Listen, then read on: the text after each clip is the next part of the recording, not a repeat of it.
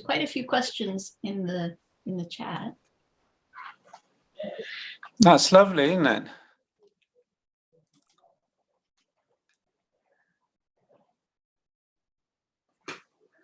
We could start at the top. I think it's 225. Charles Frankston asked a question and then roll on down. Would that make sense? Yeah, and I think it's good that we stay as one group, but in a disciplined way. Particularly as we need to get to know each other a bit better, because I'm sure we want to meet again. So what was the first thing we should be talking about, Shamsi? So my question was for Martin, and it's just a clarification. You seem to be getting stuff out of the tech pipeline that I assume would have been lost by the time the DVI was generated. Can you just say a few more words about where you pulled that out and where you had to stick your code? Okay. The first step is I took TeX, a program which is written in a literate form and generates Pascal, into a literal form that generates C code. So I translated the source code.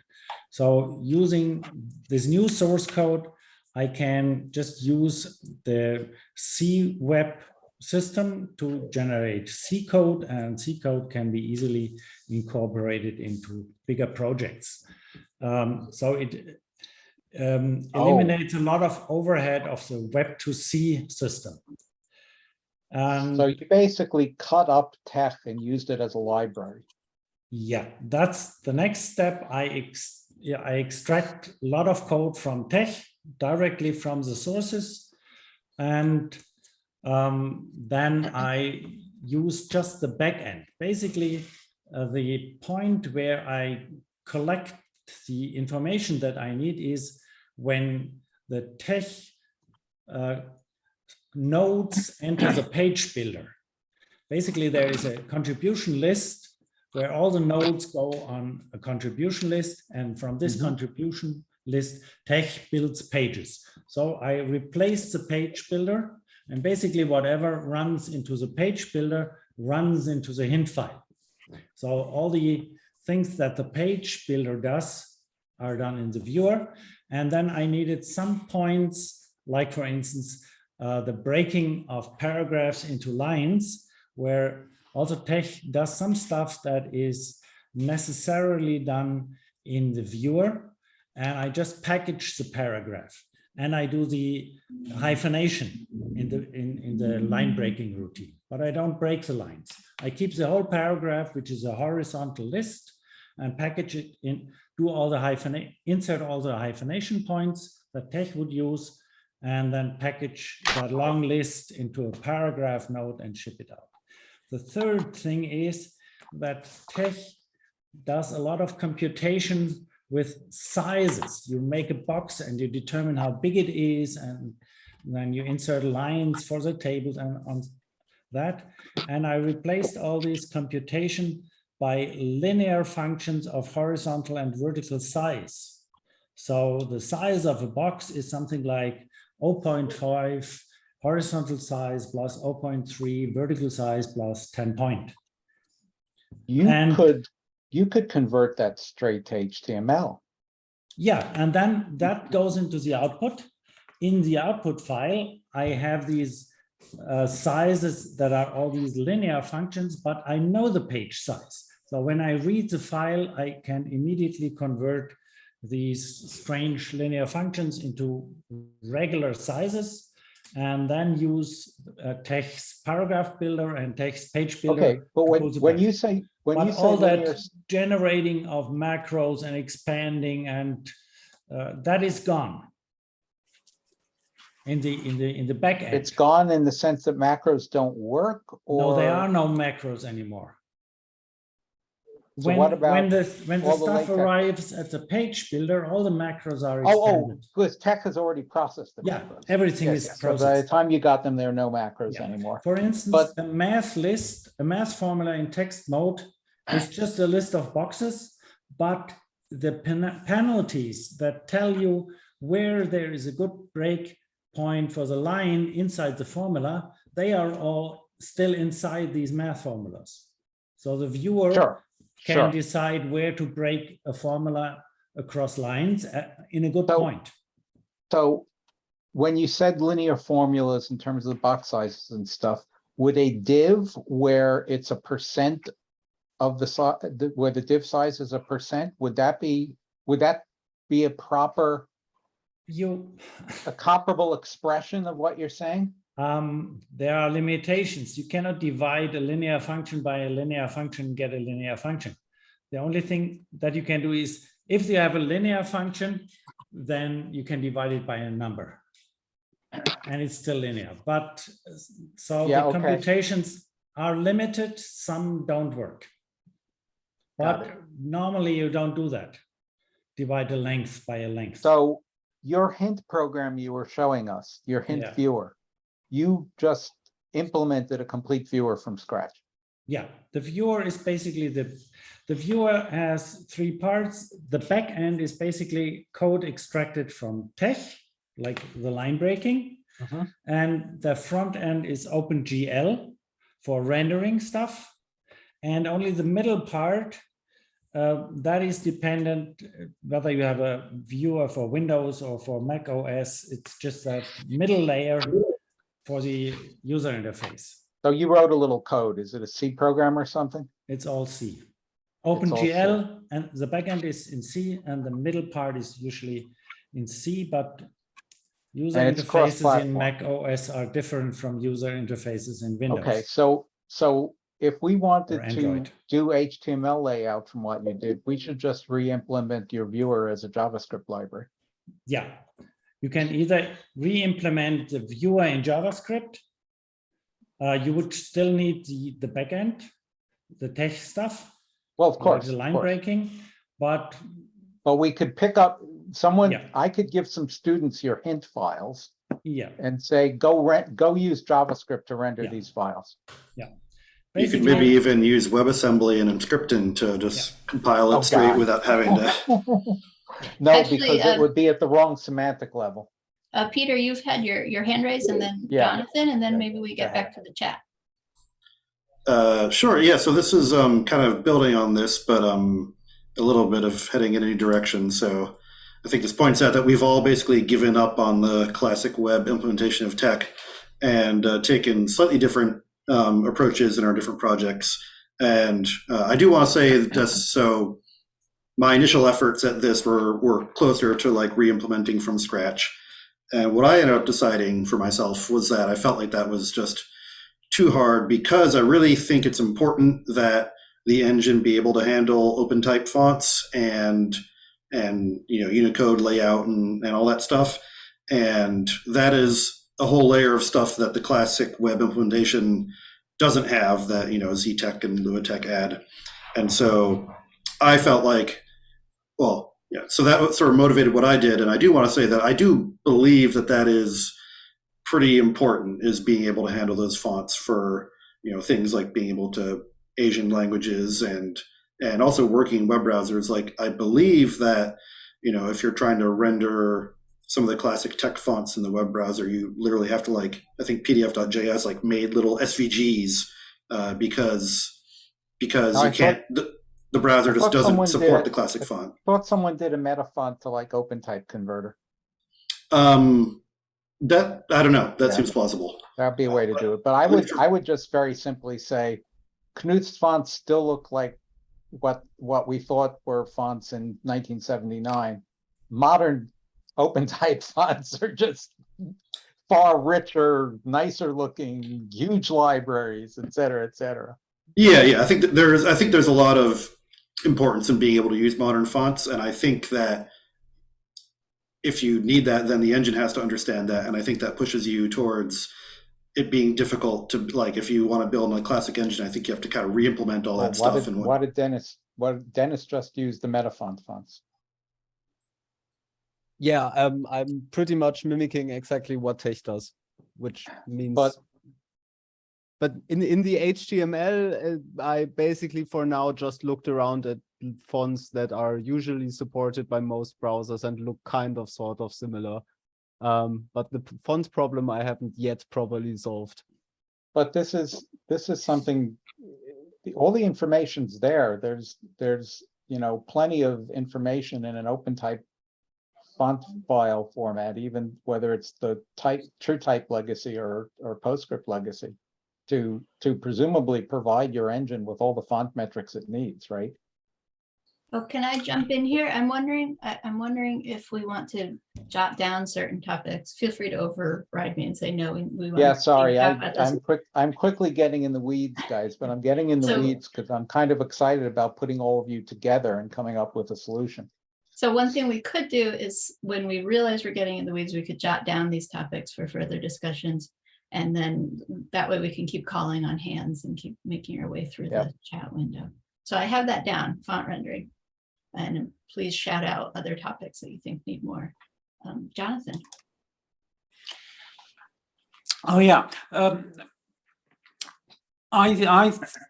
for me, one of the big things that Martin has done is a successful refactoring of TeX and of LaTeX. So the refactoring of TeX is that TeX ships out a box, and he's stopping TeX from shipping out a box as a DVI file, and instead is saying ship out the information you need from which you can calculate the box you want to ship out, but with many parameters that you can change. So don't fix the page size, don't fix interline spacing, that sort of stuff. So the refactoring is approximate. In the old-fashioned time, when you had uppercase and lowercase actually meant something, you had a case of font, and the uppercase letters were in the case of font that was at the top, and the lowercase letters were in the lowercase. There were two physical cases of type. And they used what's called a composing stick to put the letters together onto the type. And then the composing stick was set to the measure. But essentially what he's doing is recording the output of the composing stick. And that's the way I see it. So the decisions as to where to break things, break into pages, break lines into paragraphs, are deferred. But everything to do with macros has been carried out. So that's a big refactoring. And it's a big refactoring both of TeX, but also of LaTeX, because LaTeX got two parts to it. It's got building the paragraphs and doing the output routine. And LaTeX output routine is very powerful, very complicated, and sometimes doesn't do what you want. So that is, to me, the achievement. And then the other side of it is it's a research project. And so the auxiliary tools, such as the hint viewer, are there sufficient for the research purpose. I hope I'm not misrepresenting what Martin has said. And so creating a hint viewer that works in the web browser is something very valuable, but it lies outside Martin's research scope. It would be vindication of his project in the sense of, I'm not here to make people's lives better. I'm here to provide tools or research that will, it's more fundamental research than practical research. So I'll stop at that point and see to Shamsi. Or Martin, if he wants to come back at me. You're muted, Shamsi. Shamsi, you're mute. Oh, We I was can't hear muted. you. Oh. I was muted, sorry about that. Looking through the chat, I think the next question is for Martin as well. And it was whether you are running the TeX engine on the fly, though that might have also been answered in the chat. So let me know if that question. No, that's, I think that's he already answered that Okay. implicitly. And then there's a conversation in the chat that. To make that clear, I run the page builder and I run the paragraph breaking on the fly. I don't run any macros. There are no token lists anymore that need to be interpreted. So the actual tech engine that interprets token lists, that is gone, which also means that in the hint viewer, there are no output routines, because output routines or marks are token lists. They need to be interpreted. And that's a weak point, or a point where LaTeX is not really supported, because LaTeX does lots of tricky things in the output routines. I run the output routines when I generate the hint file, but they are not running in the viewer. So these output routines don't have all the information that they might need. For instance, if you make a reference to a certain point in your file, then the output routine generates a page number. But since I don't run the output routine when I generate the file, there are no page numbers. And instead of, you might have seen that, instead of in the index having a page number, I have just a little arrow, and you click at it and it renders a page where that point it refers to is somewhere in the middle. It looks up and down and finds a good point to start the page and a good point to end the page. And that's the page that you get from the index. But there is no page builder. Instead, I have something like page templates, where you can put margins around your text and maybe footnotes and images that move to the next page and all that. But it's not a real full page routine. It's not running a program. It's just all pure data, which makes it very similar to HTML, I think. Peter and then Jonathan. Thanks. Yeah, I'll just remark that I feel like that's a great example of the kind of thing of the challenge is, you know, some concept like page numbers don't map to an HTML representation very cleanly. And one of the big challenges in any of these approaches, I think, is figuring out kind of, you know, where to rearrange things, where, like, you know, if you just want to make it, okay, someone can throw in a document that was designed to be printed and just turn it into the web, that's, you know, one approach. And if you want to say, all right, I want people to compose their documents for the web, that leads to very different authoring to begin with. And I feel like, you know, to meet people in the middle, we probably have to do that and make some accommodations for that. But it's really hard, I think, because you quickly realize that there's like many things that sort of documents are written assuming, oh, page 17 means something. And if something that doesn't mean something, getting an HTML output that makes sense is suddenly very difficult. I don't think that's that insurmountable. But it sounds like, I mean, I think Martin's solution is the right one, but we need to deal in terms of page number reference. But the LaTeX issue in general is a big stickler because that's most of our content. And just to let everybody know, we at Archive are trying to figure out the right solution for making all of our content available in accessible HTML. And a potential problem with Martin's solution, if we used a JavaScript engine to implement his rendering, is we want that to be rendered with structure in a way that's accessible to screen readers and other things, for example. So that makes it all a little bit tricky. Jonathan. Okay. My understanding is that hint files are in fact editable, in that into a hint file you could put a special or even just some text that says label 57. And if and when you know what label 57 is, you can replace it by a page number. So you can, presumably you can actually cut and paste from one hint file to another, at least from paragraph to paragraph. Over to Martin. Not that easily.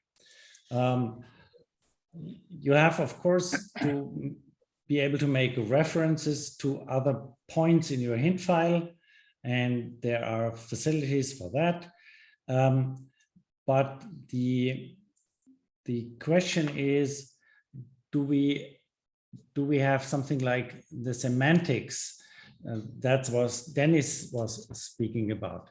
And I think the LaTeX people, they have a project running where they want to add this semantic information, where they just want to say, okay, this is not just boldface, big font, but this is a headline on the second level. And all that information, the structure of a document is important for accessibility.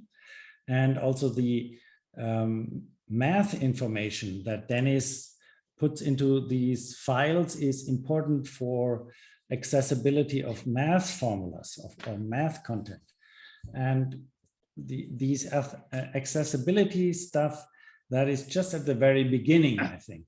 And the hint format is not a finished format.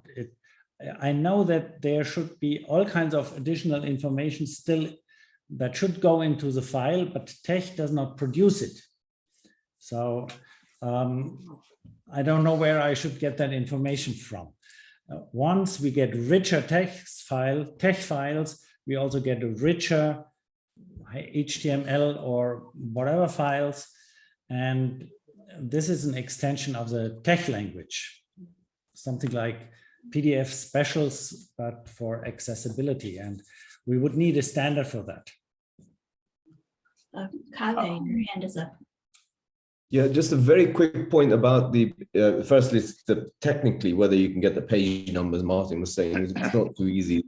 But the important thing there is if we have page numbers, then it's got to be the same page number. You don't want to reflow the document and get another set of page numbers. So that's something to be careful. I'm in favor of getting rid of page numbers and say having paragraphs, say, but that's a much bigger discussion in the publishing industry. By the time we're done reflowing all the documents, the page numbers are going to be like meaningless. It's almost as if you'd have to keep an archived version of the print layout in order to reconcile the page numbers. Yeah. Shamsi, is it my turn again? Or someone else? Dennis and then Charles. Yeah, I just wanted to pick up on what Martin just said with respect to we need a standard with respect to accessibility. At least when it comes to math, the MathML working group is currently working on developing exactly that. They have devised a mechanism for annotating MathML, which they call the intent mechanism. Yeah, it's still work in progress. It's going to be released at some point. It will be very difficult, I think, to retroactively introduce that standard to existing document. But one of the nice things that we can do now, because I happen to be in contact with several people from the MathML working group, is that I've now started implementing intent in STEC directly.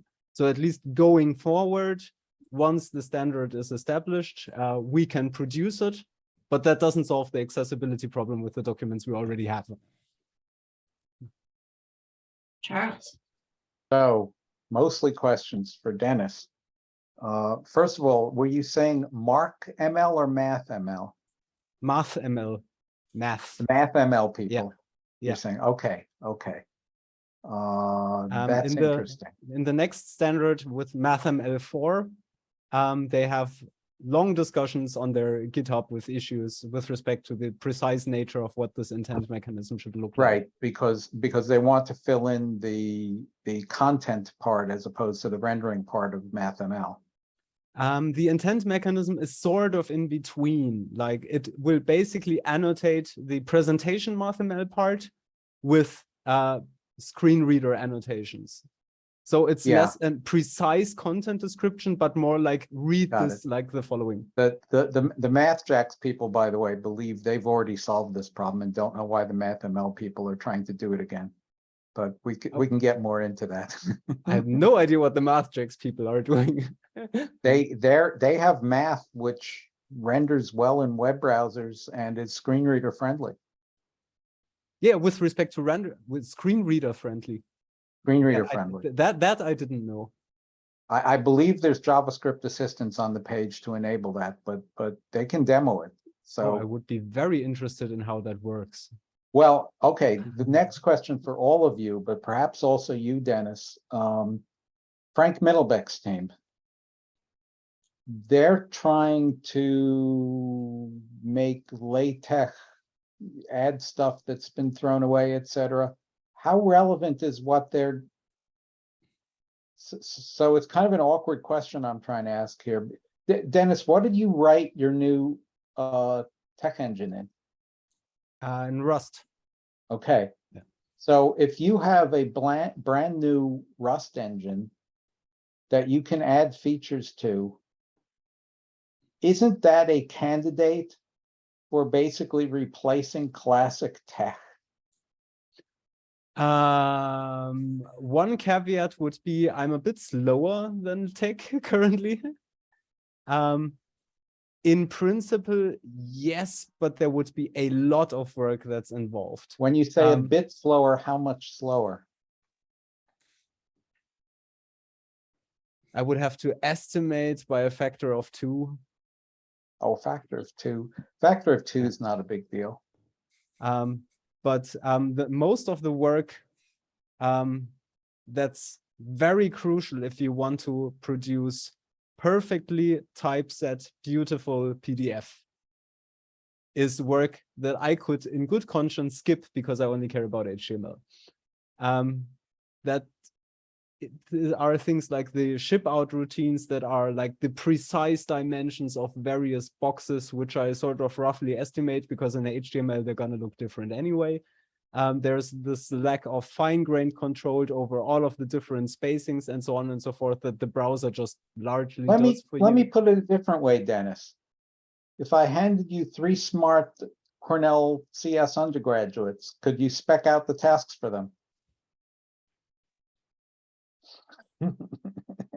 I would have to look into how PDF works first because I have no idea. One of them I already assigned to become an expert with PDF, and he's read the entire 260-page Adobe PDF spec. But yeah, I mean, ultimately at that point, it would be just a matter of looking at the actual tech code and translating that to Rust, and then maybe modularizing it a bit. Well, it sounds like Martin's already done that, but just in a different language. Yeah. Martin, Well, what do you think of the idea of starting from a brand new Rust code base instead of Donald Knuth's Pascal translated to C? The Just to be compiler clear, that I perfectly support the idea. I just don't want to be the one who has to do it. I think the compiler I wrote to translate web to C web can be easily rewritten to translate it to Rust, because Rust is something like a superset of C. Or not so easily, Martin. I The think problem so. with Rust to C is easy. C to Rust to the extent. No, it's Pascal. but- It's no. The original code came from Pascal, so it's probably not. It's probably not passing a lot of pointers around, but you're No, still it's in not trouble. passing any. It's the original code of the tech engine, like Knut wrote it, is a restricted Pascal. I know. No pointers. Can we Very say little we're in the pass weeds by now? variable. Well, we're in the weeds now. And you So- can translate it to, I have looked at it. If you give me a smart Cornell student, he's probably able to do that in a semester. Yeah, I'm trying to arrange a marriage, Shamsi, so, at least an engagement. Then you could have Rust code directly from the original tech code. Yeah, so I can say that some people interested in Tectonic they used a tool to translate Tectonic C into Rust, and that worked. It's not very nice Rust because tectonic tech is basically this giant mutability of state happening everywhere, and that's sort of one of the nice things about Rust is avoiding that. But if you do say, okay, we have this giant ball of state and it's just changing, it can be translated. Yeah, and- but I mean that the issue, you're precisely right. You won't get Rust code that is Rust-like. Yeah. People talk about doing things Pythonic way. There's also the Rust way, and if Dennis has done a good job with his trait hierarchy and stuff, there's a lot of, you know, if you do this properly, you get a lot of mileage from traits doing a lot of the work for you in terms of polymorphism, et cetera, in the native Rust program. And Dennis, you should be able to make it just as fast as Don Knuth's 1979 legacy Pascal code, but Can I ask if this is another topic that folks would like on the list, things that should be discussed somewhere more in depth? I'm seeing some nods and thumbs up. There was one other topic, I think, in the chat, and it's about standards. Peter, you had written a couple of notes about that and how the lack of standards is a barrier to adoption. Is that something that you want to elaborate on?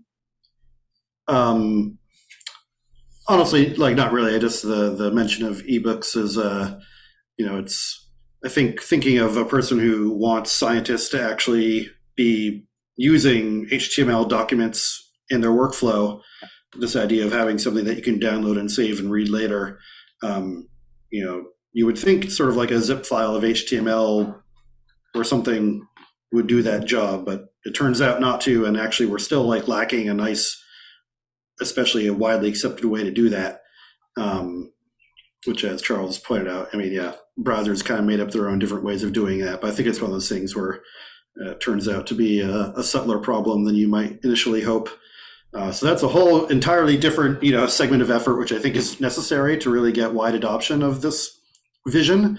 But we should probably stick to one, you know, giant effort at a time. Yeah, what I was saying in the chat, given that I was both on the IE4 development team and a Microsoft representative to the W3C at the time in the late 90s. Of course, Microsoft had the .mht file format, but nobody else adopted it. And it's something that the W3C should have dealt with in the late 90s. It's standardizing that, and didn't. So it's Tim Berners-Lee's fault because he got distracted by the semantic web.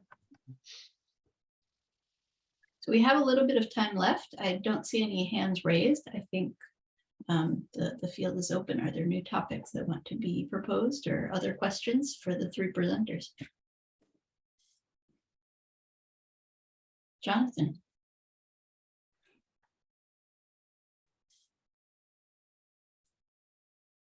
You're mute, Jonathan. Thank you, Carve. Would we like to meet again? When? I'll say that in 2 months' time, end of November, beginning of December, there'll be a similar sort of meeting on LaTeX and accessibility, where Jonathan Godfrey from the University from Auckland, who's a blind lecturer of statistics and a real expert in this, has agreed to be a central speaker. So I won't have much time to organise that and something else until the new year, but would we like to meet again in, say, January?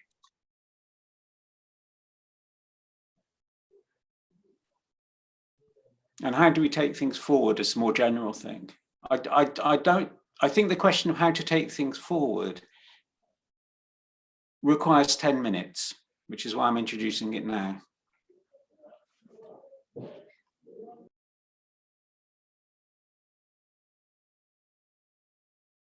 I'm largely free in January.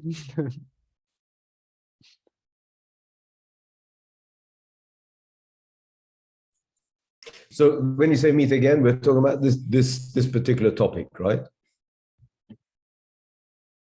You're mute again.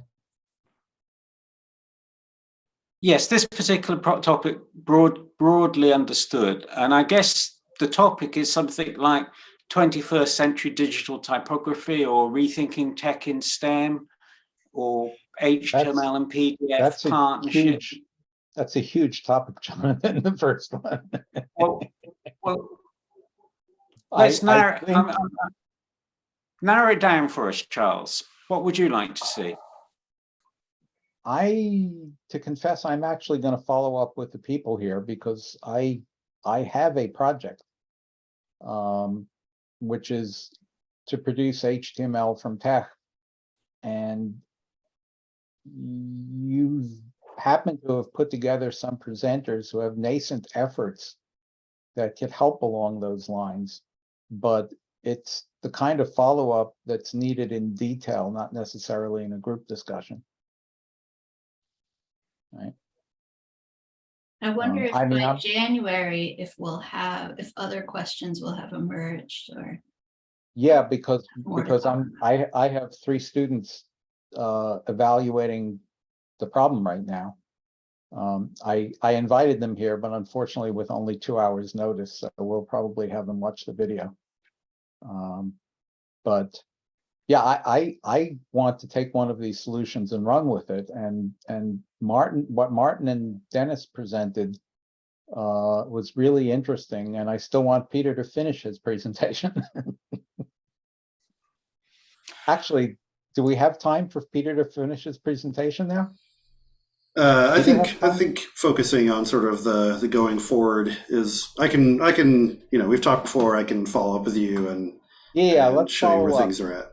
And also my TUG presentation went into a little bit more detail. So I guess probably Charles, one question I have is, I mean, at a certain point, a lot of what needs to happen is software engineering, and software engineering costs money. And I think all of our efforts are stymied by the fact that we're sort of doing this because we believe in it. And is there a way to get $1 million to do this? Because we are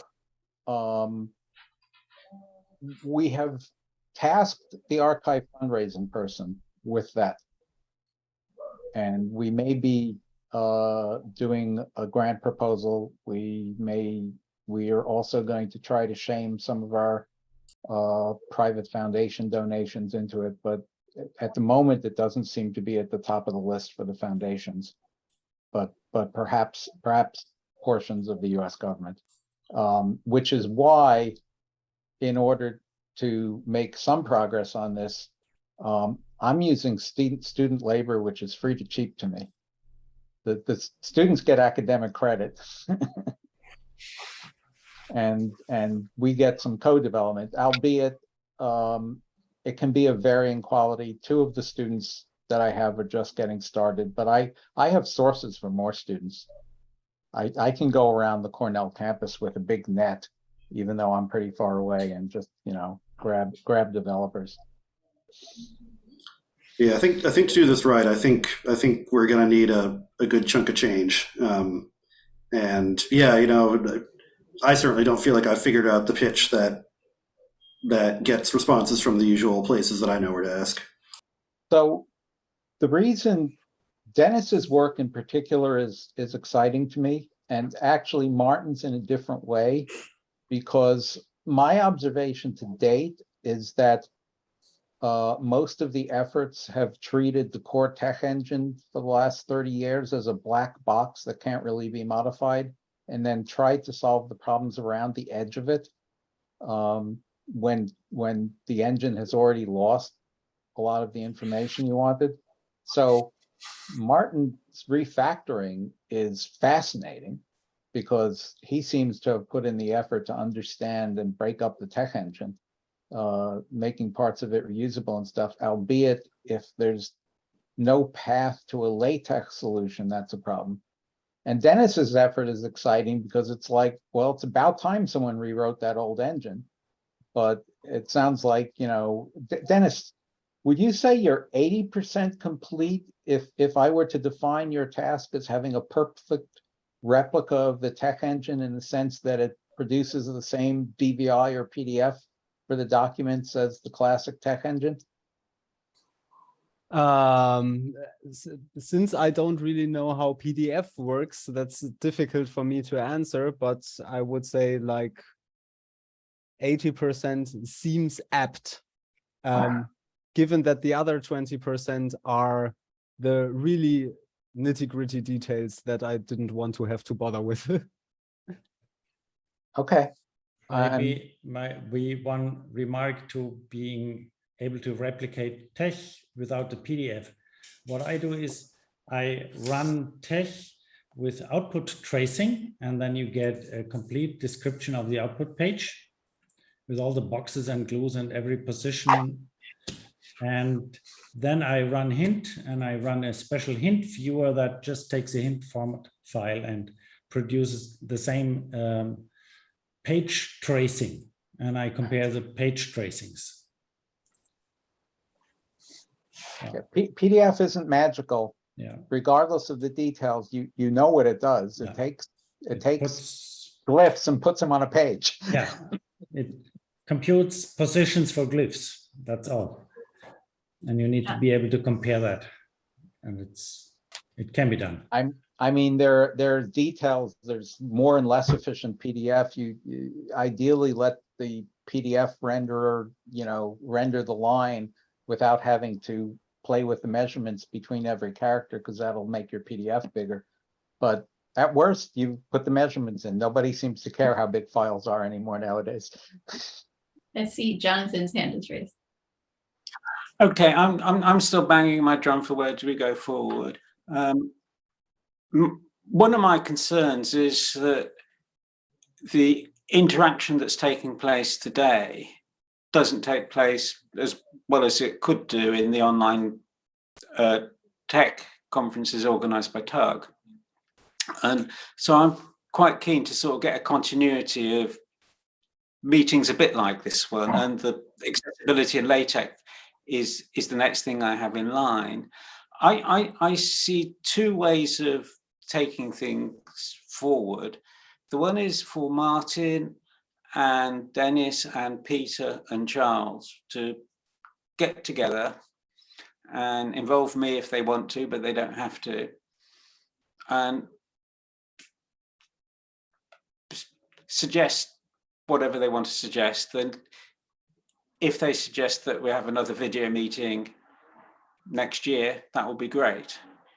That's the first thing. The second thing is a bit more formal, which is in the Python community at the major conferences. They sometimes have what's called a language summit, where the senior core developers get together and discuss matters about the evolution of the language. Now, we're not Python and we don't have conferences like the Python conferences, but I do think we need something like a language summit where all sorts of people get together and discuss the related features. So Charles said, going from LaTeX to HTML is one of the key things that the archive wants to do. And I think that would make a good theme for a mini conference or a 2-hour meeting, something like that. And I'm willing to share my expertise in organizing things such as it is to help something like that happen, because as Peter says, tech's a good thing and we all believe in it. So I'll stop at that point. Yeah, I think the theory of that is fine, Jonathan. I think the problem is that the Python community, I don't think ever got as fragmented as the tech community is by now. And gathering everybody together, I just don't know. I just don't know what they would accomplish. For example, if Frank Middlebeck was in this discussion, I'd be fascinated in his reaction and what he's offering. But thus far, what he's offered us is a 5-year time frame to accomplish. If you don't organize a meeting and invite him, he won't come. No, but agreed. I mean, he might not come anyway, but I think there are people like Brian Dunning and I can't remember the name of the person in Czechoslovakia who does Tech for HT, and Al Warp is Brian Dunning. and the R5 people, the TechML people, all these people have got the shared interest in Tech to HTML. And if at least we could come out with some sort of standard for a sort of standard HTML generator for our purposes, would itself be a tremendous advance. So there's the pretext people that produce accessible outputs and PDF outputs, and they have their own HTML generator. So let me make something clear, Jonathan. Sure. If I have to, my students are going to pick one of probably LaTeX XML or Tech4HT, and just do something pragmatic for archive based on that. But I don't view either of those as ideal solutions. The ideal solution is to do the kind of work Martin did, perhaps inside Dennis's code base, and wipe away I don't know how big the TechLive distribution is right now, but wipe away the whole idea that scientists need to become their own IT operators and assemble together a set of components in order to write their papers.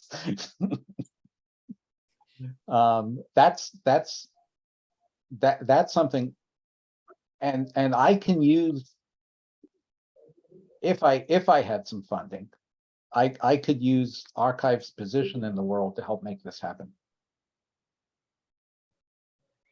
Right? Your wish, Charles, that TechLive be reduced from its present size, in that it not require specialist skills to reproduce a paper that you wrote 5 years ago or somebody else wrote 5 years ago. It's very much in line with what Peter's ambition regarding Tectonic. Yes. And my ambitions regarding using Git as a packaging format. And for what it's worth, Julia does something very similar in order to manage its dependencies. So one thing that would advance your particular problem about, so to speak, reproducibility and consistency of tech,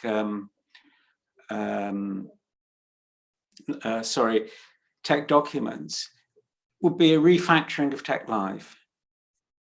And that would require community effort and community acceptance. How do I describe this better? You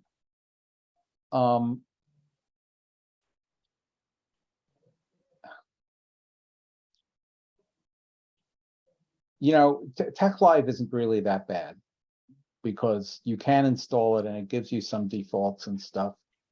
But as part of our submission process at Archive, we run like 7 different versions of Tech over each document to see which one produces. This is just to generate the PDF, to see which one produces the right results, etc.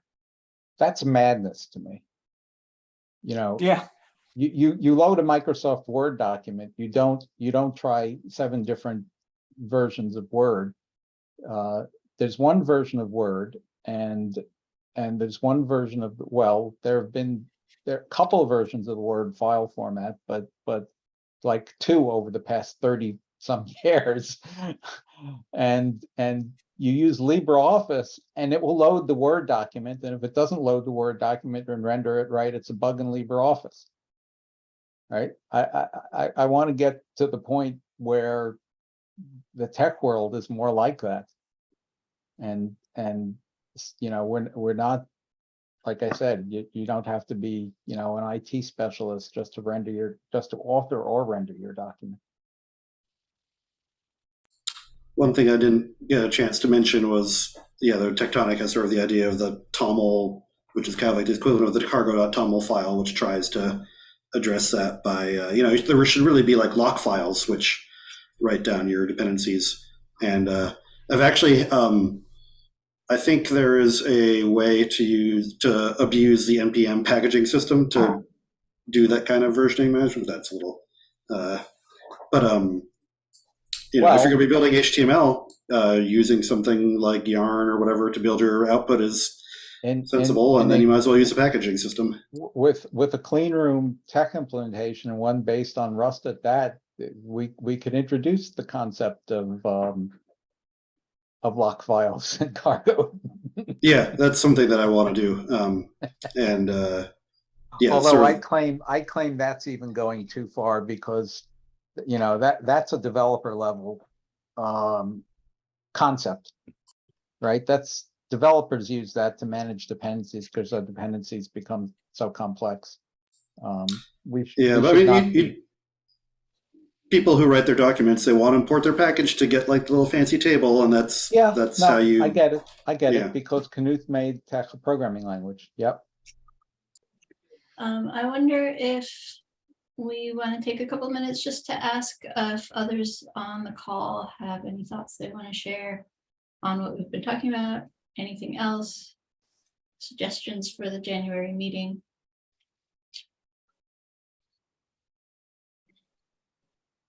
January meeting could be in February. 2023, strange to say.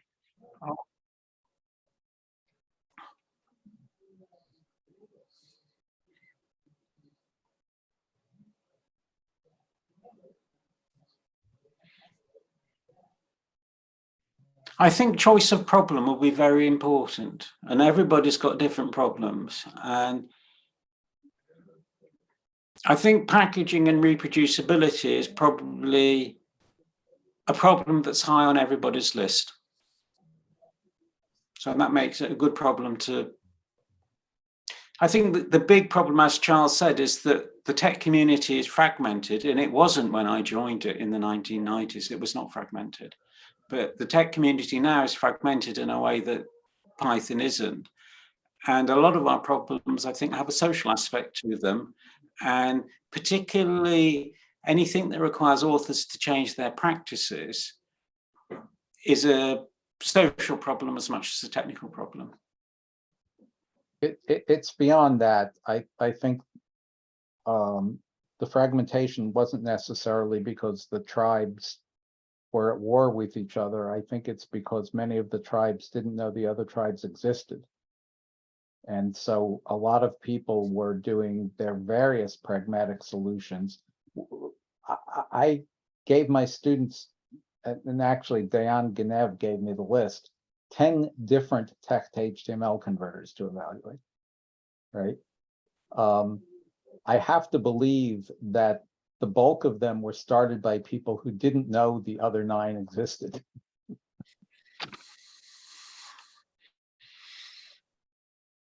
Right? That's a community problem. Yeah, certainly call for more communication. Sorry, I interrupted. Sorry, just very quick point. I'm sorry if it's right at the end, but it's I've been thinking whether to ask it or not. But basically, if we're moving from Knuth's tech, one of the things about tech has been for, you know, how, I don't know how important it is, but it's written so that you absolutely are guaranteed to get the same output if you put on any machine, etc. So if we are moving to a new engine, which has all these fantastic advantages, as we've talked about, if I put an old LaTeX file in and I get not quite the same pagination, that's a big break from before, from the last 40 years or so. Is that something am I right there, Jonathan? And is that something we live with, or have I got the wrong end of the stick? That's why I was not sure whether it was. It is an absolute requirement that the behavior of classic tech is emulated. Okay. I could tell you stories about the lengths that the Word team at Microsoft has gone through over the past 40 years, while completely rewriting both the line breaking and eventually the page rendering components, maintaining precise backward compatibility with like practically MS-DOS Word in terms of, you know, how the lines and pages rendered. And can we get that? Can we go if we take say the three methods that we looked at? Is that something that's we're You need a sure we QA can team. get, or you You need a know? QA team. The developers, I mean, Dennis has probably tried as best as he could to emulate the behavior of tech. In some ways, Martin finessed the problem by using the actual tech code. But it's part of the definition of the problem, but you're not going to get it right without people running lots of documents and testing, you know, every corner of rendering. Yeah, Make but sure you have LaTeX bugs. is very, yeah, I mean, there are specific things in LaTeX. I think Martin was going to. Yeah, they he's- both have their hands up. Martin and Dennis. Yeah, I think the difference between the different tech engines is not in the core tech, because all of these tech engines pass Don strip test. So if it is plain tech, they all produce the same output, but everybody uses extensions. LaTeX will not run in plain tech. It needs the Epsilon tech extensions, and it needs a couple of other things. And the LaTeX people not even have a specification of what exactly they need and how these extra primitives of tech are supposed to work. So you have to find out yourself, and within these extensions, the different engines differ. Also, I guess that the handling of OpenType or TrueType fonts is different in different systems because they were independently developed. And we would need a specification of the large tech that is able to run LaTeX, and give that specification to all the tech engine developers and say, okay, this is the specification, that's what you need to implement for the extensions. And we would have a core extended tech that is the same for all the engines. And we don't have that yet. Yeah, but if I have a tech file, an old tech file that's 20, 30 years old, not LaTeX, Yeah. if I were to run it through your engine, will I get the same pagination? Yeah, exactly. Okay, Same thing. thank you. But yeah, by the same token, like if I'm submitting something to archive, I compile it on my machine and I get the archive PDF, and those PDFs aren't the same. Like the reproducibility at the low level is essential and is there. But once you get exactly what Martin just said, of these basically adding more features, we've lost that. I'm sure if I try and compile a 20-year-old archive tech file, it's not going to work. Well, I test that, it does work. we I run tested a we 30-year-old run archive tech file, and we it run works a great. 20-year-old version of tech to do that. Yeah, that's how you. Yeah, I think I think we, like, as you basically add more features, having it to be perfectly specified in full detail like core tech it'd be beautiful if we could do that. I think we're going to have to accept that things will not necessarily be specified in that detail. I said I was part of the IE4 team, right? One of the issues we ran into in IE4 was because the Netscape people had, in their wonderful wisdom, decided to render all HTML no matter how badly broken. So not only did we have to render the same broken HTML they rendered, we had to make it come out more or less the way we had to essentially have the same interpretation on broken HTML that Netscape had. So if you want to talk about a problem that had no defined spec, what we had was a large QA team. So Dennis, you had your hand raised earlier. Did you want to share?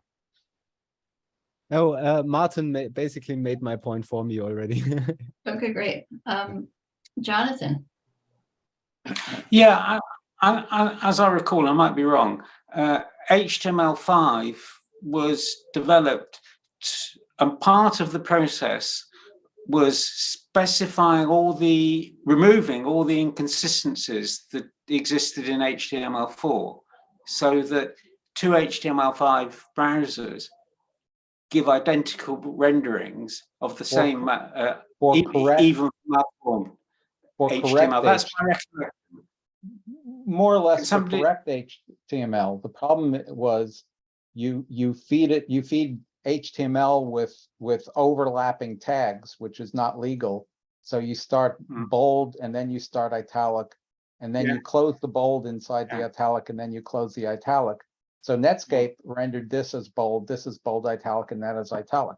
It's outside the spec, but what are you going to do? Tell the authors of the millions of documents that did this out there that you were not going to render their documents? So you basically figure out there's the de jure spec and there's the de facto spec. Unfortunately, the de facto spec is incredibly idiosyncratic and complicated. I hope tech isn't that bad. My recollection is that in HTML5 they did a lot to sort of standardize even bizarre behavior, so that pages I don't think so. Okay. It's really hard. It's really hard to specify in a language how the behavior and things that don't conform to the language. So I was on the XML group at the beginning, and everybody who was on the XML group who had come from the HTML or mostly SGML community basically said, you know, there's wording in there that says a conforming XML processor shall reject documents that are not well formed, and I think it also has a different way of rejecting comments that are not schema valid, right, or DTD valid. You know, you don't even try. The right answer is you don't even try to process them, because that's the only way you can get people to fix them. But we're not talking about necessarily broken stuff here. We're talking about complex extensions of an undefined nature. You're talking about macros? Well, LaTeX, what I'm hearing is LaTeX doesn't really have a precise specification, and that's a problem. That sounds like another deep So dive that should go on our list. I'm wondering if this is a time to wrap up. We are over time. I thought this was super exciting. Kaveh, the way you phrased your question was something like, if we're talking about a brand new tech, I've never heard those words said out loud before, and that was kind of exciting. So I think there's lots to talk about. It sounds like there's going to be conversations happening outside of Tech Hour, and that might help us build our upcoming agenda for when we reconvene next year on this topic. Does that sound about right, Jonathan? Yeah, I am delighted at what's happened in the last 2 hours. I'm really very optimistic and very heartened, not because of the problems that we've had, but because of the conversations we've had about them and our willingness to share and contribute. And the speakers have done a fantastic job. I'm really impressed by what's happened between them and individually. So I'm very grateful to them. I'm very grateful for Charles for having the time to come here and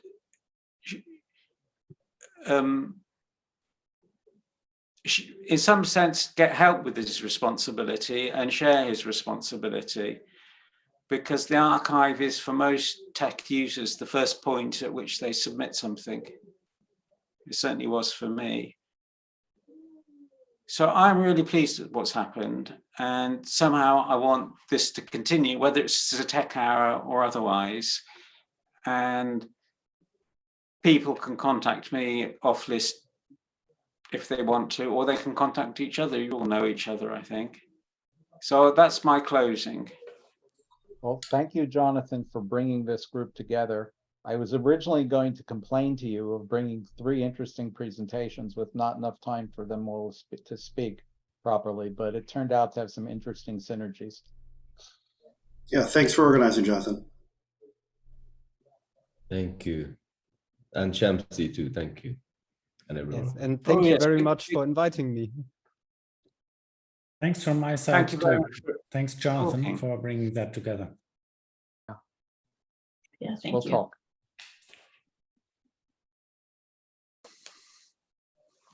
All Okay. done? Good night. Bye-bye.